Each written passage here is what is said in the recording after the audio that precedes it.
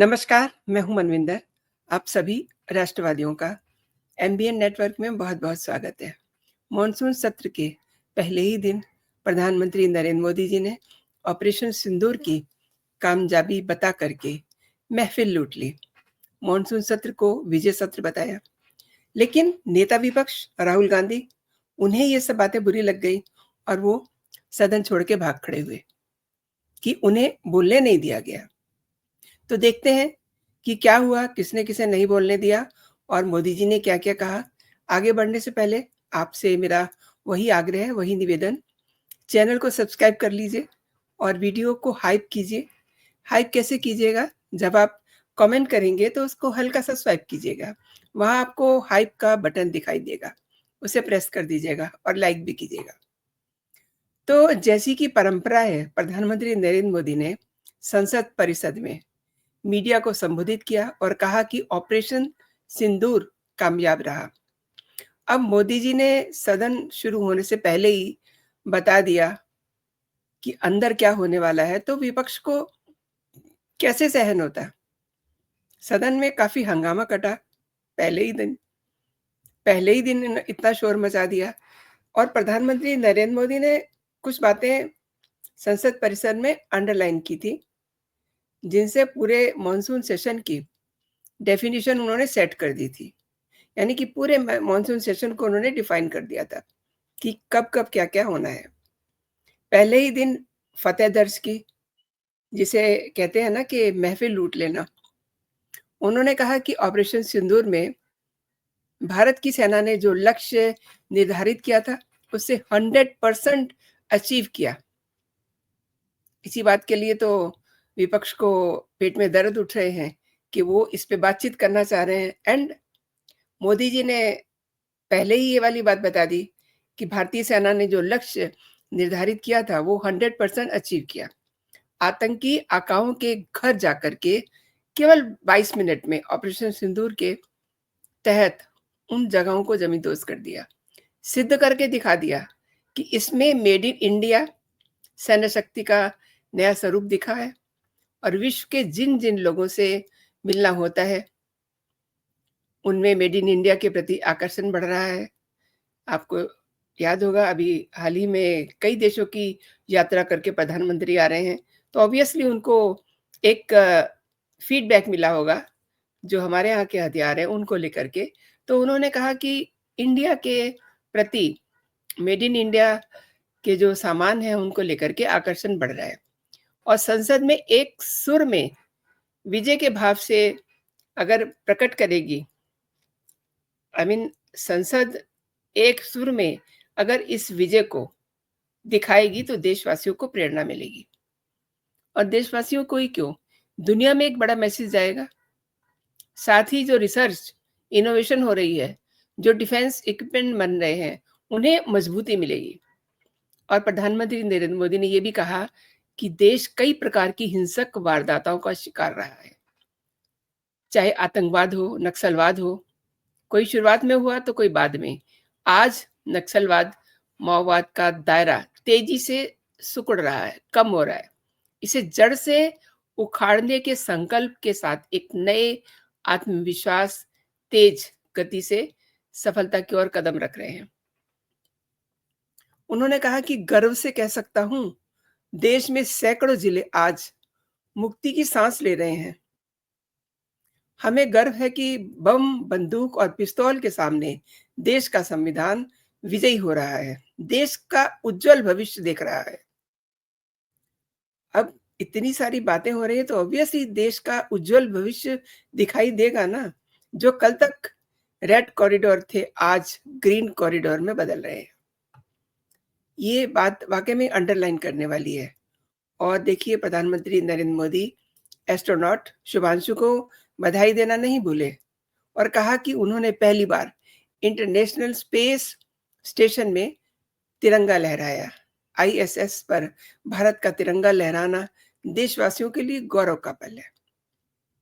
आगे उन्होंने कहा कि 2014 के पहले वैश्विक अर्थव्यवस्था में भारत 10वें नंबर पे था। आज तीसरे नंबर की अर्थव्यवस्था बनने की दस्तक दी जा रही है। इन दिनों 25 करोड़ गरीबों का गरीबी से बाहर निकलने की जो कोशिश है उसकी सराहना हो रही है। एक ज़माना था जब महँगाई दर डबल डिजिट में होती थी, आज 2% के आसपास है। इससे सामान्य आदमी की जो जीवन शैली है, जो उनका रहन-सहन है, जो वे ऑफ लाइफ है, उसमें काफ़ी वो अच्छा फ़ील कर रहे हैं। लो इन्फ्लेशन के साथ ग्रोथ अच्छी विकास यात्रा की दिशा है। उन्होंने ये भी कहा कि ये मानसून सत्र देश के लिए गौरव का रूप है, विजयोत्सव का रूप है। उन्होंने ये कहा कि जब मैं कहता हूँ कि सत्र राष्ट्र गौरव और विजयोत्सव का रूप है, तो स्पेस स्टेशन पर तिरंगा फहराना गौरव का पल है। साइंस टेक्नोलॉजी के लिए उत्साह भरने वाली ये यात्रा रही और लोकसभा, राज्यसभा दोनों सदन एक स्वर से अगर जुड़ेंगे, एक सुर से यशगान होगा। तो देखिए ये थी मोदी जी की सोच, लेकिन इसके विपरीत सदन में क्या हुआ? सदन में जो कुछ हुआ, सच में मतलब हर बार वही शब्दों का इस्तेमाल करना पड़ता है कि बहुत ही अफ़सोसजनक। एक तरफ राज्यसभा में जगदीप धनखड़ जी समझाते रह गए खड़गे जी को, लेकिन वो तो ठान के आए थे कि सदन चलने नहीं दिया जाएगा। इतने बेहतर माहौल में सदन की शुरुआत हुई। जगदीप धनखड़ जी ने खड़गे जी को उनके जन्मदिन की बधाई दी, लेकिन खड़गे जी उनके ज़हन में कुछ और चल रहा था और उन्होंने वही चला दिया। लेकिन क्या कभी इन लोगों ने ये सोचा है कि लोकसभा का एक-एक मिनट कितना कीमती होता है, कितने लाख का होता है, लेकिन इन्हें क्या फ़र्क पड़ता है? वो जनता की गाढ़ी कमाई, उसमें ये आग लगाते हैं, सदन में बैठ कर के। इन्हें कोई फ़र्क नहीं पड़ता है और लोकसभा में यही उम्मीद थी, यही सोच कर आए हुए थे कि वहाँ भी हंगामा करना है। पहले ही दिन इतना हंगामा कि राहुल गांधी ने मतलब क्या किया? पब्लिक ने अपनी नज़रों से देखा, बिल्कुल राहुल गांधी खुद को इतना नीचे ले जाएँगे कि रोना-धोना मचा दिया। कह रहे हैं कि मैं नेता प्रतिपक्ष हूँ, मुझे बोलने नहीं दिया जा रहा। मीडिया में मैं देख रही थी उनका वीडियो बड़ा चल रहा है, जिसमें वो कह रहे हैं कि मुझे बोलने नहीं दिया, मैं नेता विपक्ष हूँ, मुझे ये कहना था, मुझे वो कहना था। क्या लोगों को नहीं समझ आ रहा है कि हंगामा करवा रहे हो, लोगों को इशारा कर रहे हो कि बेल के अंदर जाओ? हाउस में नेता प्रतिपक्ष की क्या ज़िम्मेदारी होती है? एक डेकोरम होता है, एक तरीका होता है, एक सलीका होता है। पहले ही दिन सेशन का शुरुआत होता है, आप हंगामा शुरू कर देते हैं, क्यों? क्या इसके पीछे क्या मतलब हुआ? मतलब ये ना कि टाइम पास करना है और जो सत्ता पक्ष है, उसे कोई कार्रवाई नहीं करने देनी। एक तरह से ये लोग आम जन के दुश्मन हैं, क्योंकि ये एक तो उनका पैसा खराब कर रहे हैं, दूसरा उनके लिए जब कुछ सोचे जाने का समय होता है, तो ये उस समय को खराब कर रहे होते हैं। सदन की पहले ही दिन की कार्रवाई में दरअसल होता क्या है ना आमतौर पे अगर किसी की मौत हुई है पिछले दिनों, तो उसको श्रद्धांजलि दी जाती है और जो नए मेंबर्स होते हैं उनका वेलकम किया जाता है। बहुत नॉर्मल सा ये प्रोसीजर है और इसी के साथ शुरुआत हुई थी। सबसे पहले लोकसभा में इन लोगों ने मीज़ें बजानी शुरू कर दी। मतलब कोई बात शुरू होने से पहले ही ये सोच के आते हैं एंड मुझे पिछले 2-3 सेशन की याद आ रही है। ये मतलब इस तरीके से शोर मचाते हैं अ, कैसे बताया जाए जैसे क्लासरूम में बच्चों को बाँट दिया जाए ना 10 बच्चे अब बोलेंगे, 10 फिर बोलेंगे, 10 फिर बोलेंगे, तो ये इस तरीके से हो करना शुरू कर देते हैं। ये क्या अच्छा लगता है? ये पूरा लाइव होता है, देश, दुनिया सब लोग देख रहे होते हैं प्लस आने वाली जो पीढ़ी होती है, वो भी इसको देख रही होती है और ब बहुत गंभीरता से इस पर वो एक माइंडसेट बनाती है, जो इन्हें बूथ पर फिर समझ आता है, जो ये कर रहे होते हैं। प्रधानमंत्री ने तो साफ तौर पे कहा था कि दलगत राजनीति में ये लाज़मी है कि कुछ चीज़ों से ऊपर उठ कर के मनभेद हो सकता है, लेकिन जब देश हित की बात हो, तो उसमें मनभेद होने की कोई ज़रूरत नहीं है, कोई स्पेस नहीं है उसके लिए। कम से कम जो नेशनल इश्यू हैं, सिक्योरिटी के इश्यूज़ हैं, चीन का मसला है, पाकिस्तान का मसला है, नक्सलाइट इश्यूज़ हैं, और वो चाहे फिर युद्ध का मसला हो, ऑपरेशन सिंदूर हो, आर्मी से जुड़ी हुई कुछ बातें हों, इन सब पर हो हल्ला करने की कोई ज़रूरत नहीं होती। लेकिन अब समझाए कौन कि देश हित सब सर्वोपरि है? मैं थोड़ी-सी इसमें बात और जोड़ देती हूँ, विषयांतर हो जाएगा, लेकिन क्योंकि ये बहुत रीसेंट इश्यू है, तो जिस तरीके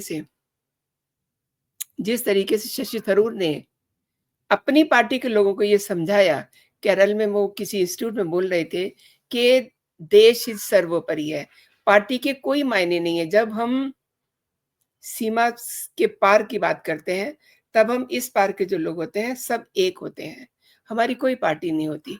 तब हम एक होते हैं, हमें देश की बात करनी चाहिए। तो मुझे ये बात बड़ी अपील की। और देखिए, अगर मैं प्रधानमंत्री जी की बात करूँ, तो उन्होंने भी यही कहा कि जब देश हित की बात होती है, तो सबको मिल के चलना चाहिए।